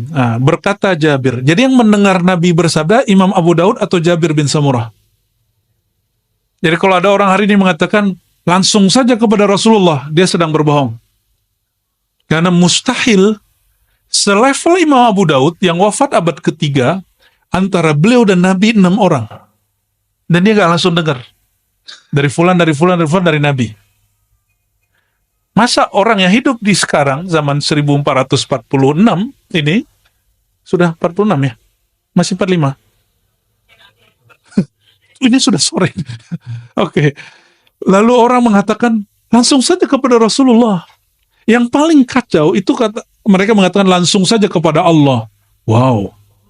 Yang langsung kepada Allah itu Rasulullah, bro. Namanya wahyu. Ternyata maksud dia, langsung saja kepada Al-Quran. Loh, Al-Quran wahyu. Ternyata bukan itu juga maksud dia. Langsung saja kepada buku terjemahan. Terjemahan Al-Quran bukan Al-Quran. Penyimpangan, baik terorisme, ekstremisme, kebanyakan muncul dari orang belajar dari terjemahan. Ya, kebanyakan. Kita juga mendidik santri-santri yang terlibat ideologi-ideologi begitu, dan hasil pengamatan saya, Masya Allah, akal mereka terdoktrin terjemahan ini adalah wahyu Allah, padahal terjemahan itu adalah terjemahan si penerjemah. Oke, Quran yang kita pegang itu bukan Quran wahyu, tapi itu Quran mushaf. Apa beda Quran wahyu dan Quran mushaf? Kalau wahyu turun ke qalbu Nabi SAW. Kalau mushaf ditulis oleh sahabat Nabi Sayyidina Utsman, maka disebut mushaf Utsmani. Mushaf produk manusia, mushaf Quran dicipta. Kalau Al-Quran tidak dicipta, dia langsung masuk ke dalam ruh. Paham di situ? Oke. Maka kalau kita mengatakan langsung saja kepada Allah, itu setara dengan Rasulullah SAW. Langsung saja kepada Pak Nabi, itu setara dengan dua kelompok. Satu ahli sahabat, yang kedua ahli kasyaf. Orang kasyaf itu langsung ke Rasulullah ya. Percaya nggak, Tom? Nabi itu mati nggak? Karena Nabi nggak pernah mati. Orang-orang yang ahli rohani, diizinkan Allah rohaninya mengakses rohani Rasulullah SAW. Itu disebut ahlul kasyaf, ahlul rohani. Cuma dua orang itu yang bisa ketemu Nabi. Sahabat Nabi SAW. Yang kedua, ahlul kasyaf. Hanya dua itu. Mungkin kelompok yang mengatakan langsung saja kepada Rasulullah, dia sahabat Nabi. Jadi kalau ketemu dia, radhiyallahu anka, gitu ya. Atau qaddasallahu sirrahu, karena dia ahli rohani. Nah, jadi kalimat itu tidak pantas dikatakan oleh seseorang umat Nabi Muhammad SAW yang berilmu. Jadi tolong perhatikan, jangan pernah mengatakan langsung saja ke Quran. Enggak. Al-Quran itu karena turun ke kolbu Nabi, bukan kepada kertas. Maka coba taruh Quran di rumah, itu rumahnya nggak jadi sakti loh. Tapi taruh Quran di kolbu, dimanapun kita pergi, Allah berikan kita karamah. Karamatul Quran. Karamatul Quran. Keramatnya Quran. Keramat itu artinya kemurahan Allah yang ada pada Quran. Keberkahan Allah yang ada pada Quran. Jadi mohon ini diganti cara berpikirnya, bahwa Quran yang dimaksud baginda Nabi Muhammad SAW, Dzalikal kitabu. Waktu itu sudah ada buku belum? Sudah ada percetakan, apa namanya di Bandung itu? Mizan. Sudah ada Gramet? Belum ada. Maka yang dimaksud Dzalikal kitabu la raiba fih. Itulah Alkitab. Yang dimaksud adalah apa yang diturunkan kepada qalbu Nabi Muhammad sallallahu alaihi wasallam. Ya. Dan itu adalah Rasulullah SAW itu sendiri. Maka Sayyidah Aisyah mengatakan akhlak Nabi adalah Al-Quran. Jadi Nabi itu adalah kitab yang berjalan. Oke, ini yang disebut pemahaman rohani dalam membaca Al-Quran dan Sunnah, dan itu diajarkan baginda Nabi Muhammad SAW. Ya, innal Quran zahran wa batnan. Riwayat Hakim Tirmizi, Quran itu punya makna zahir, punya makna yang dalam. Baik, jadi adabnya kita tidak mengatakan Rasulullah SAW bersabda, ini adab kalau lagi ngaji, kalau khutbah lain cerita. Ya, nah, biasanya kalau khutbah kita mengatakan di dalam Sahih Bukhari, di dalam kitab yang sahih, Nabi bersabda. Jangan ngomong Nabi berkata, wah kapan dia dengarnya? Ya, hati-hati kalimat begini. Kalimat begitu hanya boleh dikatakan oleh dua kelompok tadi. Ya, makanya saya tidak menolak Ilham Syekh Abdul Qadir Jilani mengatakan Nabi bersabda, alam minni wa ana min Allah. Alam dariku, aku dari Allah. Di kitab hadis nggak ada. Itu beliau dengar secara rohani. Maka ini disebut ilham, setara dengan ilham. Oke. Yang berkata sami'tu, aku mendengar Rasulullah sallallahu alaihi wasallam. Rasulullah sallallahu alaihi wasallam yaqul, bersabda. Dalam bahasa Arab, qala itu artinya digunakan untuk ungkapan yang berbeda. Kita nyebut berfirman, berkata, bersabda.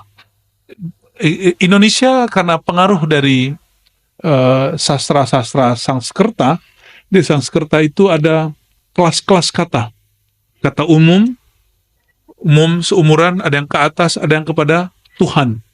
Maka itu mempengaruhi bahasa Indonesia. Orang Indonesia kalau sesama ngomong kata-kata Melayu, begitu sama.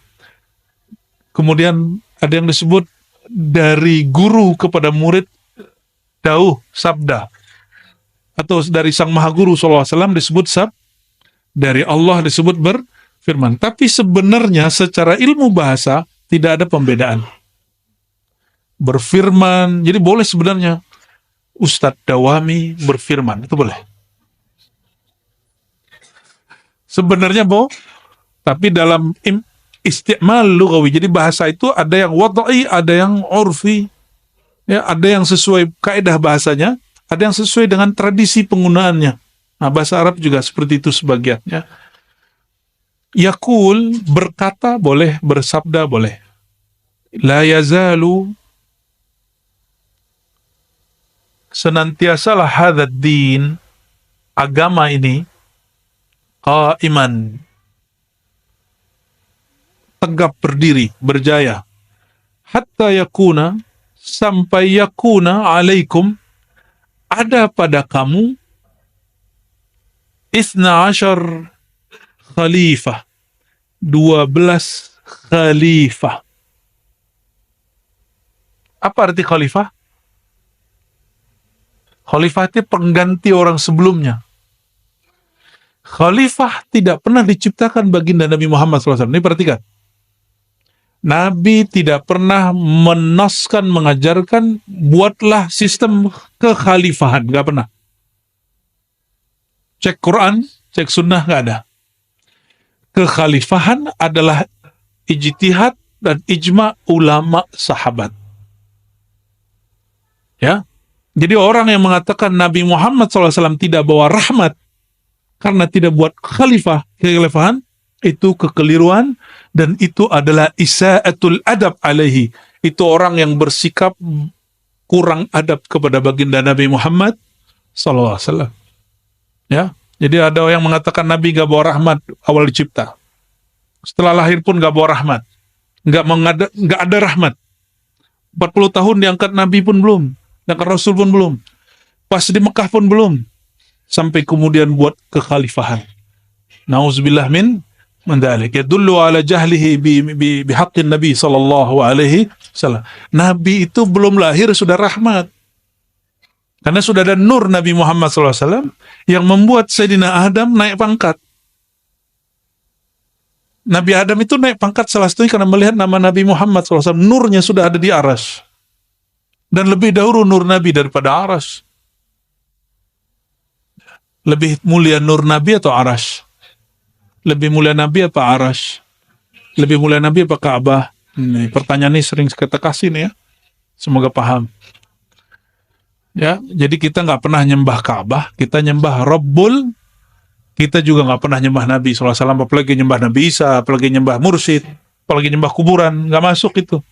Maka tuduhan kepada sufi, mereka ubadul kubur seperti dituduhkan oleh Wahabi, itu tuduhan buhtanun azim, kebohongan yang luar biasa. Dan itu permusuhan yang mungkin sampai kiamat gak selesai-selesai. Ya, kita nggak pernah nyembah-nyembah kecuali Allah Subhanahu wa Ta'ala. Ya, kekhalifahan, ini perhatikan, tidak pernah dibuat Nabi SAW. Itu adalah hasil kesepakatan sahabat Nabi setelah Nabi SAW wafat. Oleh karenanya, kekhalifahan tidak suci. Yang suci nubuat, kenabian. Apa yang suci? Kalau Nabi suci, tapi khalifah suci? Coba cek. Umar konflik dengan Ali. Pernah dengar? Sayyidina Abu Bakar konflik dengan Fatimah. Fatimah nggak mau sapa Sayyidina Abu Bakar sampai mati. Hadis Sahih Bukhari. Ya, Sayyidina Ali nggak mau membayar Abu Bakar karena menjaga hati Fatimah. Meninggal Sayyidah Fatimah baru dibayar Abu Bakar. Maka terjadi konflik Sayyidina Ali dengan Umar. Itu politik sahabat yang dijamin masuk surga. Apalagi politik Indonesia, apalagi politik Amerika, ya, politik Saudi, nggak ngaruh. Ya. Semuanya pasti syarat konflik. Maka min tabi'atis siyasah fi ayyi suratin kana khalifatan mulkan au ayyi surah fala takunu salimatan minal khilaf. Ya, tidak ada satu sistem pemerintahan, apakah itu kekhalifahan, kerajaan, monarki, demokrasi, kecuali di situ ada konflik. Pasti ada konflik. Jadi jangan putus asa. Orang-orang yang suka ngebom, karena dia sudah, negeri ini udah hancur. Ya. Polisi yang benar dibunuh. Karena ada kan polisi yang dia menyimpan berita tentang sabu, dimatiin orang. Ya. Polisi yang jahat bertahan. Orang kalau mikir begini, wah ini kita harus bunuh polisi semua nih. Ya. Makanya beberapa kali di Indonesia markas polisi dibom. Benar nggak? Ya. Itu karena pikiran dia pendek. Dia tidak paham bahwa salah satu sunnatullah pada dunia ini adalah kekacauan. Jawaban dari Ibnu Athaillah As-Sakandari. Jadi Ibnu Athaillah kemudian ditanya, kenapa dunia ini banyak masalahnya, banyak konfliknya, kita udah baik juga orang gak baik sama kita? Apa jawaban beliau? Sesuatu tidak mengeluarkan kecuali yang menjadi sifat di dalamnya.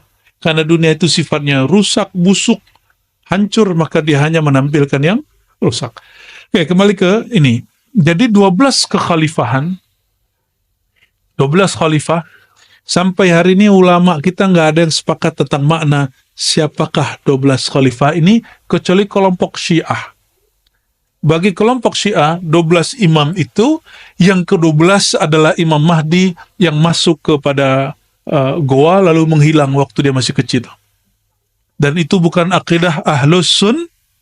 Jadi bagi mereka, Sayyidina Hussein punya anak, Ali Zainal Abidin punya anak, Muhammad Al-Baqir, Muhammad Ja'far, terus sampai kepada Muhammad bin Askar.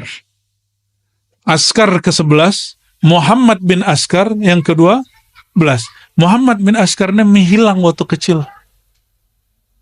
Cocok dengan hadis ini. Lalu apa kata mereka? Inilah imam yang kita tunggu. Kata siapa? Kelompok Syiah. Ajaran Ahlus Sunnah tidak meyakini 12 imam versi. Kenapa? Banyak dalilnya. Yang pertama, 12, yang 11 itu tidak pernah memimpin suatu pemerintahan pun. Sayyidina Hussein memimpin pemerintahan enggak? Dia wafat dibunuh oleh Yazid dan tentara Yazid, namanya Ibn Ziyad, sebelum berkuasa. Sayyidina Ali Zainal Abidin Jumatan aja enggak boleh. Muhammad Al-Baqir juga sama, Ja'far Shadiq itu juga hampir sama. Sampai kepada keturunannya tadi. Jadi mereka jadi ahlul bait di zaman itu berat. Maka ketika di sini ada zuriat Nabi, Habib ya, Indonesia paling aman tinggal habaib, sampai muncul isu anti nasab Ba'alawi ini ya. Kita nggak ikut-ikutan, ya, kita nggak komentar juga. Kalau pernah ada komentar saya sudah tutup ya. Kita nggak mau ikut-ikutan konflik karena itu bagian dari merusak ukhuwah Islamiyah ya. Jika membahas nasab merusak ukhuwah Islamiyah, kita nggak usah bahas. Baik. Lalu siapa yang disebut 12 imam ini? Jadi seakan-akan Imam Abu Daud ingin mengatakan begini, wahai tuan pembaca, tuan yang membaca hadis ini, 12 imam itu bukan imam yang dimaksud oleh Syiah. Ya. Masih ingat kisah Bani Israel ketika Sayyidina Musa kemudian membawa 12 perwakilan yang disebut Nuqaba. Ya. Disebut apa? Nuqaba. Maka jika kita merujuk ke sana, Nuqaba ini bisa berarti hidup di zaman yang sama. Bisa juga tidak. Nah, tapi poin paling penting dari kata ini, hadis ini adalah seakan-akan Imam Abu Daud ingin mengatakan bukan 12 imam versi Syiah itu. Oke? Ini penjelasannya masih agak panjang, tapi kita cut aja ya. Sudah asar belum? Belum? Belum mau atau 1 menit lagi? Oh, bentar lagi berarti.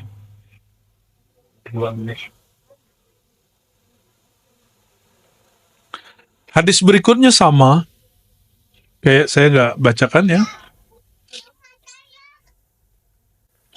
Kita masuk ke hadis yang setelahnya. Wabila qala haddatsana Musaddad. Kelihatan?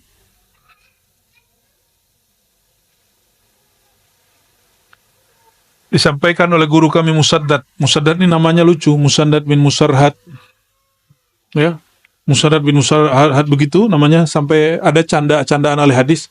Nama Musaddad kalau dibaca bin Musarhad bin dan itu semuanya bikin pusing orang Arab. Kata orang Arab itu kalau ada yang kesurupan langsung sembuh. Jadi ahli hadis itu suka nyandain sesama ahli hadis. Saya ini dia ini ya. An Umar bin Ubaid haddatsahum ha ini berarti gurunya ada 2 atau lebih dari 2 ya.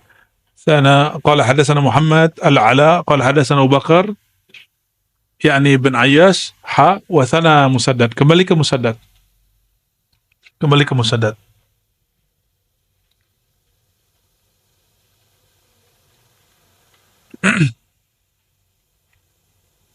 Allahumma shalli ala sayyidina.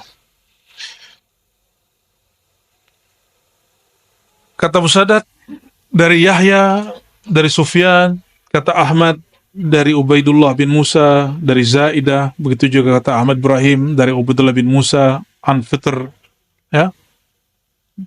Ubaidullah bin Musa ini dituduh Syiah oleh imam seperti Yahya bin Ma'in, tapi oleh Imam Ahmad dianggap oleh Imam Bukhari dianggap thiqah, ya. Kita nggak akan membahas itu, tapi bahwa ada orang yang tertuduh Syiah di sini 1-2 ada ya. Kulluhum an Asim an Zir an Abdullah an Nabi sallallahu alaihi wasallam, dari Abdullah bin Mas'ud. Maksudnya Abdullah di sini adalah Abdullah bin Mas'ud. Qala, nah perhatikan ini hadis Al-Mahdi yang paling penting untuk bab limit waktu. Laulam yabqa, seandainya tidak tersisa, seandainya tidak dapat fisiknya teks, ada? Dapat? Nggak dapat? Oh, ngopi sendiri? Oke, emang wajar sih, karena daurahnya gratis. Ya, alhamdulillah. Ya, karena saya dapat ilmu ini gratis, jadi saya ingin mengajarkannya gratis. Ya. Semoga Allah memberkahi kami yang hadir, yang mengajarnya, kami yang nobel. Laulam yabqa, seandainya tidak tersisa minat dunia, dari waktu yang ada di dunia, kecuali yaum, 1 hari saja, la tawwalallahu dzalika, sungguh Allah akan memanjangkan hari itu, dzalikal yaum, hatta yub'atsa, atau yab'atsallahu, sampai Allah membangkitkan seseorang, mengutus seseorang, minni, dari aku, aku, semua alam dariku. Al-alam minni. Semua alam dariku, semua kita dari nur Nabi Muhammad SAW. Berarti lafaz pertama, siapa aja mungkin jadi Imam Mahdi. Tapi untungnya ada lafaz keduanya, au min ahli baiti. Dari ahlu baitku, dari keturunan ahlu bait. Ahlu artinya keluarga, bait rumah tangga Rasulullah SAW. Dan Rasulullah SAW hanya mewarisi, menurunkan keturunan dari jalur Sayyidatuna Fatimah. Maka kalau diterjemahkan, dari keturunanku melalui Fatimah. Nggak ada urusan mau patriarki, mau apa lagi yang dari ibu. Ya, saya sini lupa, padahal saya orang Padang. Orang Minang. Hah? Matrilineal. Allahumma salli ala Sayyidina Muhammad. Ya, yuwati'u. Nah, di sini maka ada dua ahlu bait. Ada ahlu bait nuraniyah, ada ahlu bait nasabiyah. Ahlu bait nuraniyah, semua orang beriman, maka dia ahlu bait Nabi Muhammad SAW, yang oleh Imam Subki, beliau mengatakan apa? Kalau kita baca Allahumma sholli ala sayyidina Muhammad wa ala ali Muhammad, maka semua orang beriman dapat. Karena keluarga Muhammad, kata Imam Subki, kullu mu'min, kullu muslim. Setiap mukmin. Coba perhatikan, istri Nabi dipanggil Ummul Mu'minin, ibu orang beriman. Bapaknya siapa? Abul Mu'minin Sayyidina Muhammad SAW. Itu makna ayat, makana Rasulullah SAW aba ahadin min rijalikum. Rasulullah SAW bukan bapak seseorang saja, tapi bapak rohani semua. Bapak semua rohani. Ya, maka kita ada salawat, kita sebut salawat Abu Ruh. Abu Ruh, ya. Allahumma shalli ala sayyidina Muhammad Abir Ruh. Ya, salatu wassalamu alaika ya Aba Ruh. Ya. Yuwati'u, berkesesuaian, ismuhu ismi. Isim dia, nama dia dengan isimku, namaku sama. Wa ismu abihi ismu abi. Tapi di riwayat imam yang lain, ini kalimat ini tidak ada. Ya, ini riwayat yang lebih sahihnya yang ini. Nama dia sama dengan namaku. Pertanyaan, apakah yang Nabi maksud nama itu nama KTP? Nama ID card? Di masa Rasulullah SAW udah ada ID card belum? Ada kartu tanda penduduk? Ada masuk ke daftar, apa namanya, Dukcapil yang di pemerintah? Enggak. Nama yang dimaksud di sini bukan nama itu. Yang perlu diperhatikan, ya.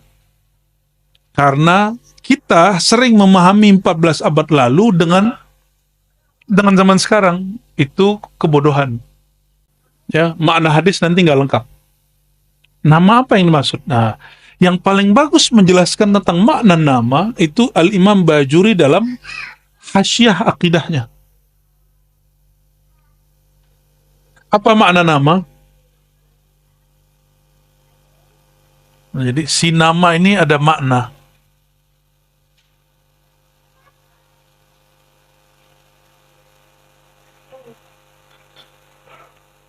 Ismi, namaku. Dari kata ism. Bismillah, dengan nama Allah.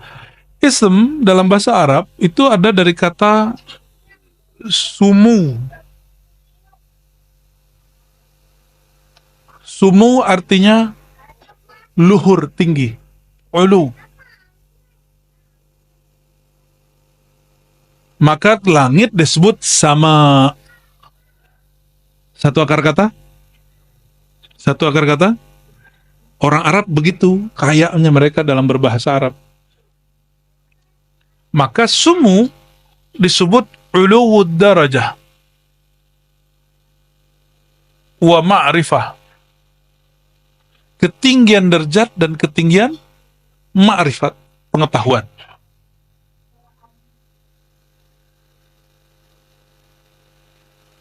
berarti Imam Mahdi doktor dong.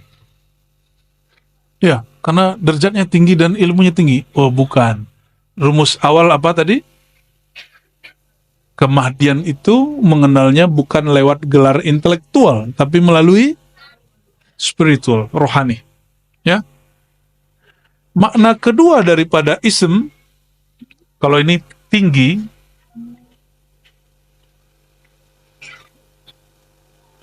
yang kedua makna daripada ism adalah alam, ya. Bahasa Arabnya wasm. Jadi ulama itu mereka bingung, ism kata bismi itu dari sumu atau dari wasam. Apa mana wasam? Ada di bahasa lokal nggak wasam? Asam adanya. Wasam berarti alam. Apa arti alam? Tanda. Apa arti alam? Tanda. Jadi kalau kita terjemahin, ismuhu ismi. Nama ia adalah namaku. Ketinggian derajat dan ma'rifatnya dan tanda-tanda yang ada padaku juga ada pada dia. Yang ada pada dia ada padaku. Masalahnya ini setelah dia memproklamirkan dirinya atau belum? Itu masalahnya. Nah, disinilah mentok ahli hadis. Ahli hadis tidak mampu membedakan ini hanya sebatas ini sahih tidak sahih. Bukan tugas ahli hadis mengerti maknanya. Tugas mengerti maknanya ahlul ihsan, ahli rohani. Ya, ini derajat apa yang tinggi di situ? Derajat rohani. Tanda apa di situ? Ini tanda ahli hadis masih kurang connect. Nanti di beberapa hadis sebelum selesai, di situ disebutkan Al-Mahdi, ya, itu aqnal unuf, hidungnya mancung, ya, abhal jubha, jidatnya lebar. Sempat-sempatnya Imam Abu Daud meriwayatkan hadis itu. Tanda ahli hadis mereka terbawa dengan nuansa ism, bahwa tanda-tanda yang dimaksud tanda-tanda fisik. Oke, kita ambil hadis itu. Hidung yang mancung itu pertanda apa? Orang hidung mancung itu keturunan Sunda, Jawa, apa keturunan Arab? Nah, boleh juga lah kita ambil, ya. Tapi apakah semua yang hidung mancung, ya, dia Imam Mahdi? Ini banyak yang mancung nih bukan Imam Mahdi, saya lihat. Banyak zuriat Nabi hidungnya pesek. Saya ketemu malah mancungan hidung teman-teman kita yang bukan habaib.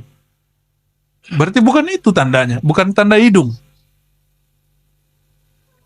Jadi hidung ini kalaupun iya itu pertanda dia zuriat.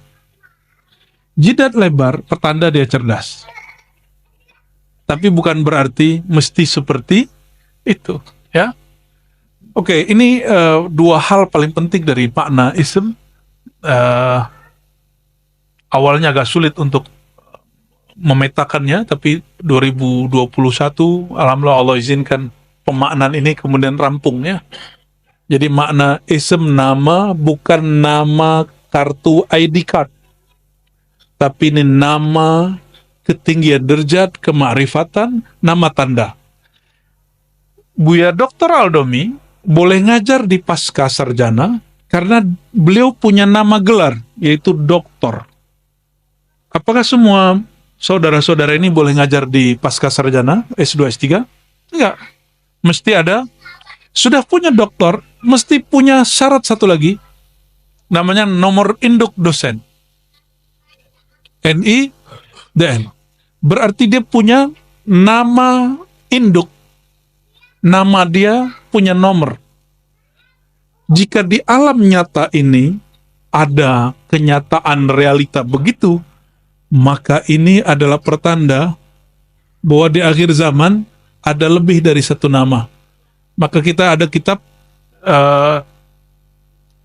di situ disebutkan 2000 nama Nabi SAW kurang 5. 2000 kurang 5. Nama Nabi Muhammad Sallallahu Alaihi Wasallam. Semakin kenal nama Nabi Muhammad SAW, semakin kenal beliau. Ini baru ilmu nama yang diajarkan ke Sayyidina Adam. Wa 'allama Adam al-asma'a kullaha.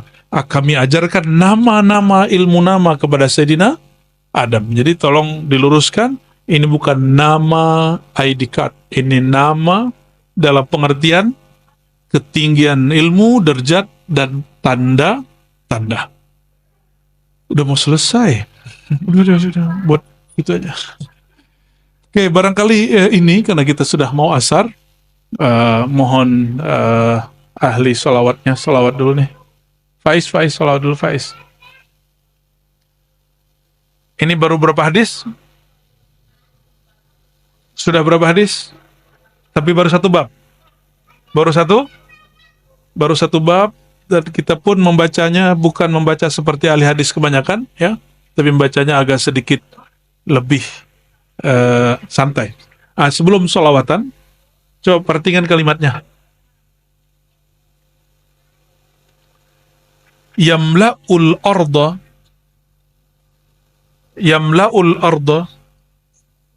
Al-Mahdi itu akan memenuhi bumi dengan qistan wa adlan, keadilan.